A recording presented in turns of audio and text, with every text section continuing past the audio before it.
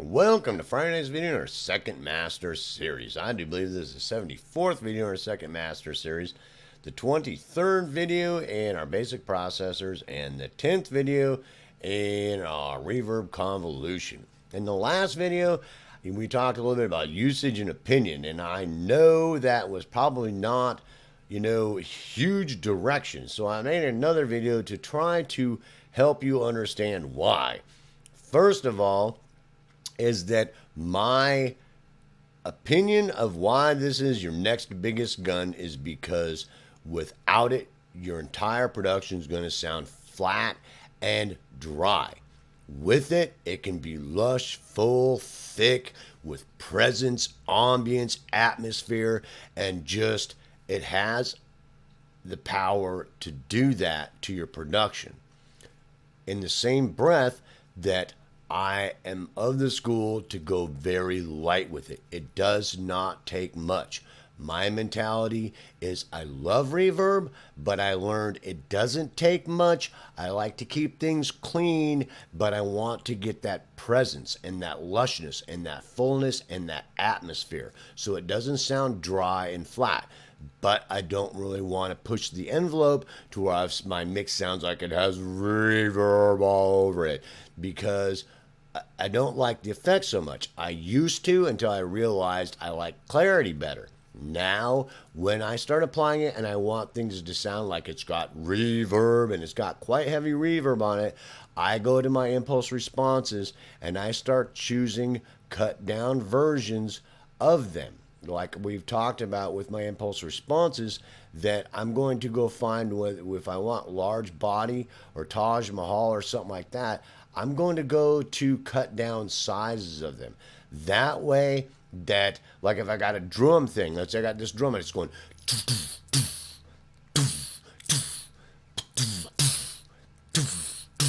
and it's prominent throughout the whole song, and I want it to sound reverberated.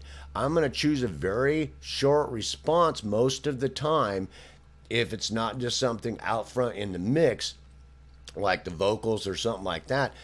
That way, the reverberation, you get that sound of it sounding like it's heavily reverberated, but the cutoff is pretty quick. That way, it doesn't tail out and start convolving into the rest of the mix, causing a muddy mess.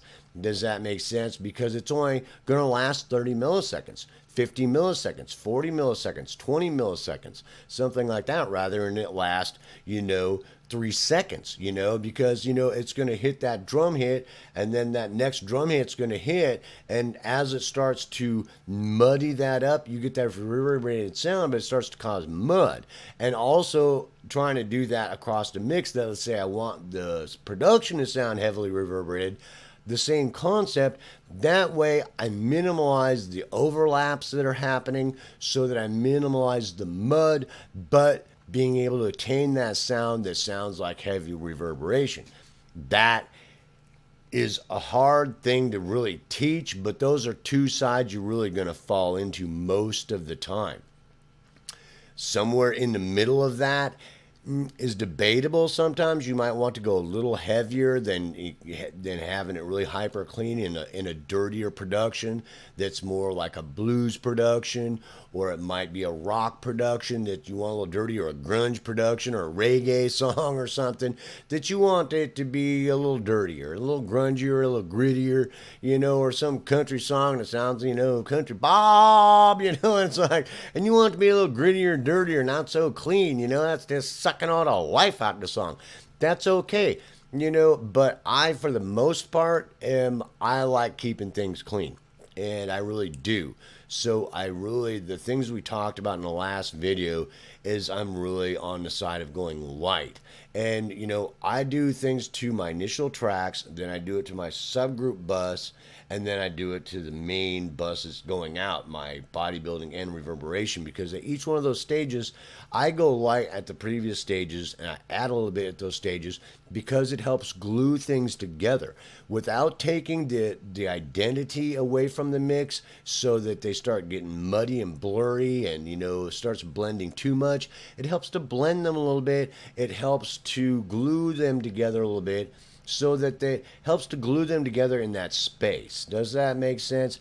And to give them more presence in body and fullness. But it's very light, delicate work. And, it's, like why I said, it's your next biggest gun. The actual usage of it and the parameters that are probably going to be most important to you are pretty basic, but you applying it well and understanding that those concepts, that's where your time is going to be spent, so that I've got my initial tracks and I've added so much, and it's got nice body, full, thick lushness, and I've added the room response that I'm going to use to. It sounds like it's in that environment. It's got spatialization, reverberation to it.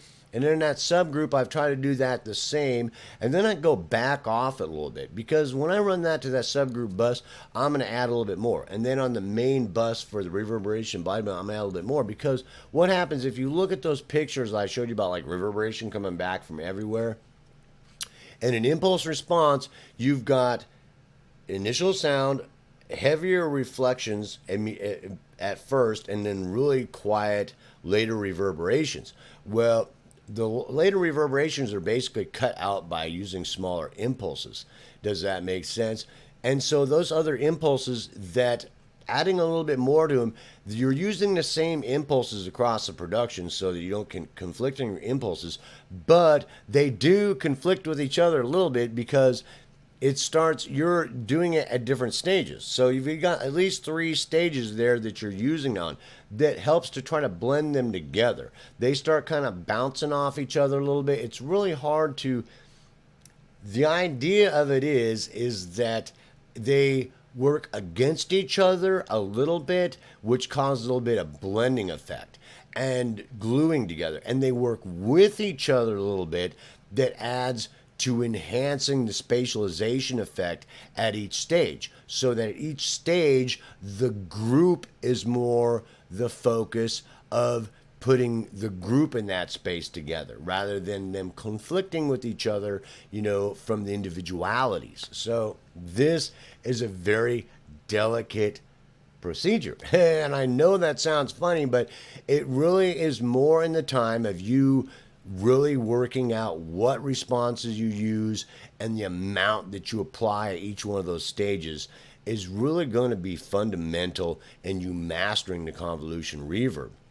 Whether you want to go a little heavier, or you like to go a little lighter, or you're lean more towards, really clean stuff, or a little bit dirty, that's an opinion. Does that make sense? But as you become a better sound sculptor and a better audio engineer, that you will more than likely lean towards cleaner things, that you're just trying to look for lushness, fullness, thickness, presence, ambience, and atmosphere, without losing your clarity and, and identity, because of you really honing your sound sculpting abilities, really honing your equalization abilities and things like that, to where your shit sounds good. You don't want to fuss it up and make it muddy, gritty, nasty. Why the heck would you want to do that? Does that make sense? So as you become a better engineer, you're more than likely going to lead that direction anyway. But there are situations where it's just dirty, nasty, just nasty stuff, and it just is, and it sounds great. This pad synth sounds nasty, dirty. It is. There's nothing clean about it, no way, shape, or form, and it has a nasty, dirty effect on the production, which, you have to think that into consideration, because it's part of the atmosphere of the production. So, that is one of those things that you just have to consider when applying the reverb. So, you trying to add more reverb to a muddy mess, is probably not a good idea anyway.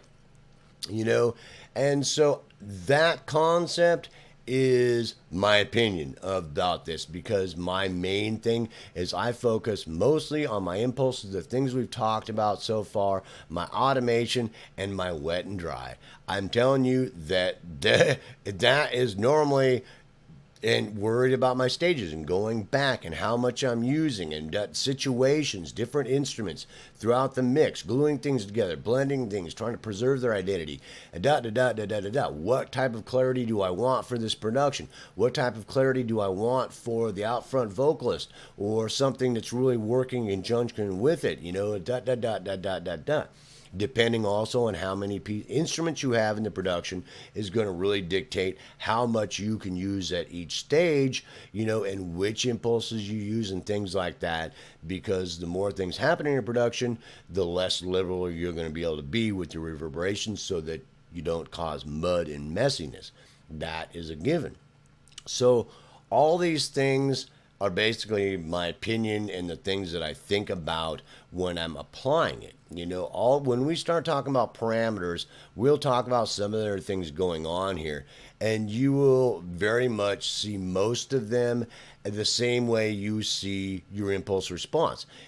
I'm putting the impulse response in there. I have to set some parameters up a certain way because of the response and because of what I'm trying to do in this mix and how I want the effect of it to happen will be the same kind of situation. But it's a little different than a lot of other plugins I use because I don't take them into consideration a lot. I want to consider them as little as possible and let this powerful tool help me control the environment.